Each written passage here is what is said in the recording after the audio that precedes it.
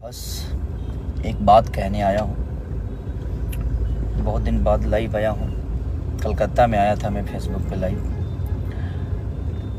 और ये मैं किसी गाने के लिए नहीं आया हूँ और ना ही किसी सिनेमा के लिए आया हूँ। आज मैं लाइव आया हूँ बस सरकार से और हमारे संगीत कला से, जो हमारे नमस्कार दोस्तों, जैसा कि आप लोग जानते हैं इस समय तमिलनाडु से दोस्तों यूपी एंड बिहार के लोगों को भगाया जा रहा है। इसी पे खेसारी लाल का बहुत बड़ा बयान सामने आया। दोस्तों आपसे एक छोटी सी रिक्वेस्ट है, वीडियो को फुल देखिएगा और अगर आप चैनल पर नए हैं तो प्लीज़ वीडियो को लाइक करिए, चैनल पर नए हैं तो चैनल को सब्सक्राइब करके घंटे को जरूर दबाइएगा। चलिए दोस्तों बिना समय लेते आज के इस वीडियो को स्टार्ट करते हैं। पहले आप इस क्लिप को देखिए।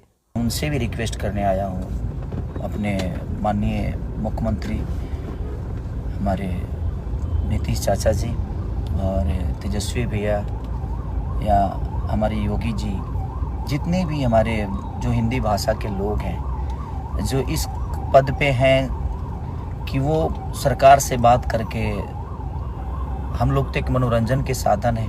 हाँ, जहाँ तक पैसे कौड़ी की बात है, अगर हमसे मदद वहाँ चाहिए तो उसके लिए हम हमेशा आजीवन खड़े रहेंगे। जो हमारी सक्षमता है, जो हमारी संपूर्णता है कि जहाँ से हम हैं वहाँ से हम हमेशा खड़ा उतरेंगे। लेकिन जो तमिलनाडु में हमारे भाषा, हिंदी भाषा के लिए, लोगों के लिए हो रहा है, तो जो हिंदुस्तान का भाषा है, आज उसी हिंदुस्तान में हिंदी बोलने वालों पे इतनी बड़ी प्रतिबंध लग रही है, उनको मारा जा रहा है, काटा जा रहा है, जिसमें सबसे ज़्यादा संख्या हमारे यूपी बिहार के लोगों की है। तो मैं बस अपने जितने भी मेरे मनोज भैया, रवि भैया, दिनेश भैया, मैं सबसे प्रार्थना करता हूं कि आप लोग प्लीज़, क्योंकि आप लोग सरकार में हैं, तो इस चीज़ को आप लोग जितना चाहेंगे तो इस सरकार से वो सरकार बात करके और हमारी हिंदी भाषा के लोगों के लिए और अपने यूपी बिहार करके खास करके लोगों की मदद हो सकती है।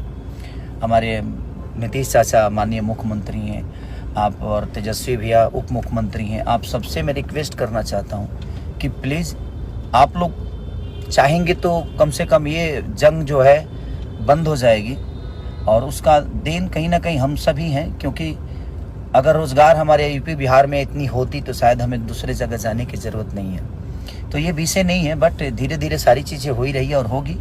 लेकिन अभी जो सिचुएशन है वो बहुत दयनीय है, बहुत निंदनीय है कि वो आज अपने ही देश में, अपने ही लोगों के द्वारा हिंदी बोलने पे इतनी प्रतिबंध है कि आप हिंदी बोलेंगे तो शायद उसके लिए आपको मारा जाएगा, काटा जाएगा।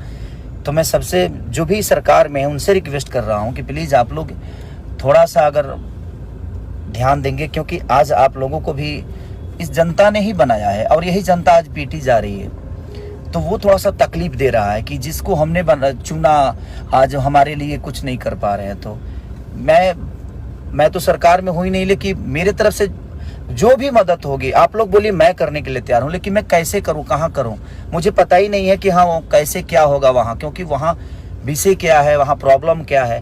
क्योंकि वो सरकार में जो है वो सरकार के लोग ही जान सकते हैं, और जो कानून जानते हैं। भाई हम तो एक संगीत के आदमी है, लेकिन हम अपने शरीर से और अपने पैसे से यही मदद कर सकते हैं, लेकिन हम कहाँ करें वो समझ में नहीं आ रहा है। तो आप लोग को लगता है तो आप प्लीज़ हमें बताइए कि कैसे हमें मदद करना चाहिए, क्योंकि वहाँ हमारा कोई नहीं है, वहाँ मेरा कोई से बात नहीं होती है। मैं सरकार में सरकार के हिसाब से मैं हूँ नहीं, मैं एक गायक हूँ या मैं एक एक्टर हूँ। तो एक एक्टर के तौर पे मेरी पहुँच जो है वो संगीत तक ही है। और हाँ, बिहार में चीज़ें होती, यूपी में होती तो मैं समझ सकता था कि वहाँ पे मेरे अपने लोग हैं और वहाँ मैं अपनी चीज़ों को पहुँचा सकता था, लोगों का हेल्प कर सकता था। इनकेस की दिल्ली तक, दिल्ली कलकत्ता, यहाँ भी लोग हमारे अपने हैं, मुंबई हैं। तो जहाँ पे हैं वहाँ पे हम सक्षम हैं, जो वहाँ पे किसी की मदद मुझे नहीं लेनी पड़ेगी। लेकिन जहाँ पे मेरे लोग नहीं हैं, जहाँ पे हम कभी गए नहीं, तो तमिलनाडु में जो भी चीज़ें हो रही है, मैं सरकार से रिक्वेस्ट कर रहा हूँ, अपने बिहार सरकार से, यूपी के सरकार से, कि प्लीज़ आप लोग थोड़ा सा आगे आकर अब उन भाइयों का रक्षा प्लीज़ आप सब करिए, और हमसे भी जो हो सकता है आप हमें गाइड करिए, हम करने के लिए तैयार हैं। क्योंकि जिन्होंने हमें भी बनाया और आप सबको भी बनाया, ये सरकार अगर बनी है, चाहे यूपी की सरकार हो या बिहार की हो, ये कहीं ना कहीं हमारी जनता के